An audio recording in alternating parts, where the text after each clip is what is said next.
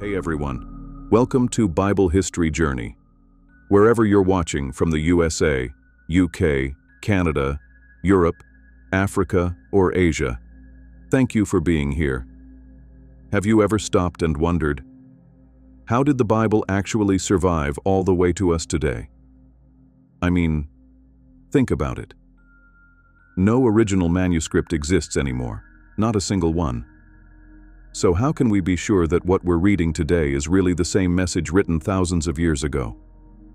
That question alone has puzzled historians, scholars, and believers for centuries, and the answer is more fascinating than most people realize.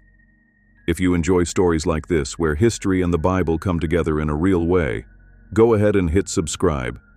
And if this video got you thinking, drop a comment below. I'd love to hear your thoughts.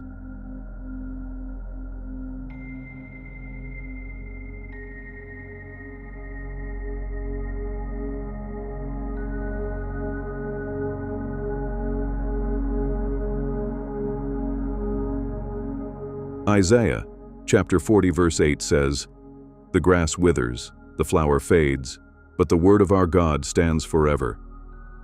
The Bible itself makes a bold claim, but here's the challenge. If the originals are gone, how did that word endure? Today, we're going to walk through that journey together, not like a lecture, but like a story. A story of writing, copying, loss, discovery and preservation across thousands of years. Let's start with something many people don't realize. The Bible is not just one book, it's actually a collection, a library. The word Bible comes from the Latin biblia, meaning books, and that traces back to the Greek phrase ta biblia, or the books. So from the very beginning, the Bible was never meant to be a single story written at one time. Instead, it's a collection of writings from different authors across different generations, spanning many centuries. Inside it, you'll find poetry, historical narratives, philosophical reflections, letters, and even apocalyptic visions, all brought together into one powerful message. And at the center of it all is one consistent idea, that there is a creator, an all-powerful God who cares deeply about humanity. Now here's where things get really interesting. The Bible you read today was arranged in a specific order, from creation to the fall and to redemption. But originally, that's not how it was written. The authors of the early Hebrew texts, what we call the Old Testament, weren't thinking, let's create one complete storyline. They were writing about their experiences, their history, their relationship with God. For example, in Judaism, the scriptures are known as the Tanakh. They include the Torah, the first 5 books, the prophets, and the writings. And here's something important. These writings don't mention Jesus at all, because they were written long before Christianity existed. They tell the story of God's relationship with the people of Israel. Then, centuries later, after the life of Jesus, a new set of writings began to appear. These became what we now call the New Testament. The Gospels, the Book of Acts, the letters written by Paul and others, and finally, the Book of Revelation. These writings were created roughly between 45 CE, or Common Era, and 130 CE, and they shaped the foundation of Christianity. But here's the key point. None of these books were originally written as a Bible. They were separate documents, circulating among communities, copied and shared. Now we get to the heart of the story.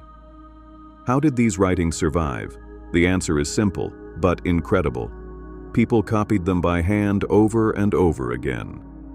In ancient Israel, even kings were instructed to make their own copies of the law.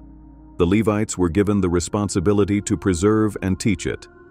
And after the exile to Babylon, a special group of scribes emerged. They were called the Sopharim. These men dedicated their lives to copying the scriptures, carefully, meticulously, with extreme attention to detail. Later, during the Middle Ages, another group called the Masoretes continued this work. They didn't just copy the text. They preserved pronunciation, spacing, and even counting letters. Yes, counting letters, to make sure nothing changed. For centuries, the oldest complete Hebrew manuscript we had was called the Leningrad Codex. It dates back to around 1008 CE. But then, something extraordinary happened in the 20th century. In caves near the Dead Sea, hundreds of ancient scrolls were discovered, and these became known as the Dead Sea Scrolls. Here's the shocking part. They were over 1,000 years older than the Leningrad Codex. So, naturally, scholars asked, do they match? And the answer? Yes, almost perfectly. There were small differences in wording, but none of them changed the message. That discovery confirmed something powerful. The Bible had been preserved with incredible accuracy. And the same thing happened with the New Testament. Early Christians followed the same tradition of copying texts, even when Roman emperors tried to destroy Christian writings. Thousands of fragments survived, and not just in one language.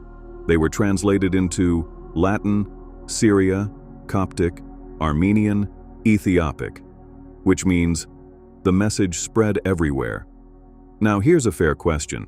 If everything was copied by hand, wouldn't there be mistakes? Yes, there were. But here's how scholars deal with that. Imagine this. A teacher gives 100 students a chapter to copy, even if the original disappears. You can compare the 100 copies, and by spotting patterns, you can reconstruct the original text. That's exactly what scholars do with the Bible. They compare thousands of manuscripts and identify copying errors, variations, and original wording. And here's what one scholar said: no other work of antiquity has been so accurately transmitted. Over time, scholars discovered something else. Some verses found in older translations were actually added later by copyists. For example, certain passages in the book of Mark and John were not in the earliest manuscripts, so modern translations removed them. Not to change the Bible, but to bring it closer to the original. And here's the key point. These changes are minor. They don't affect the overall message. Today the Bible is translated into hundreds of languages, read by millions, and still considered the most influential book in history. In other hands, something has changed. In the past, society largely accepted the Bible as truth. Today, interpretation is more personal, more individual. Scholars, historians, and archaeologists have challenged traditional views, and not everyone agrees anymore. But even with all that, the Bible still stands. Its message, its beauty, its vision of redemption remains powerful. So let's go back to the question we started with. If the original manuscripts are gone, can we trust the Bible? After everything we've seen, the careful copying, the thousands of manuscripts, the Dead Sea Scrolls, the scholarly comparisons, the answer becomes clear.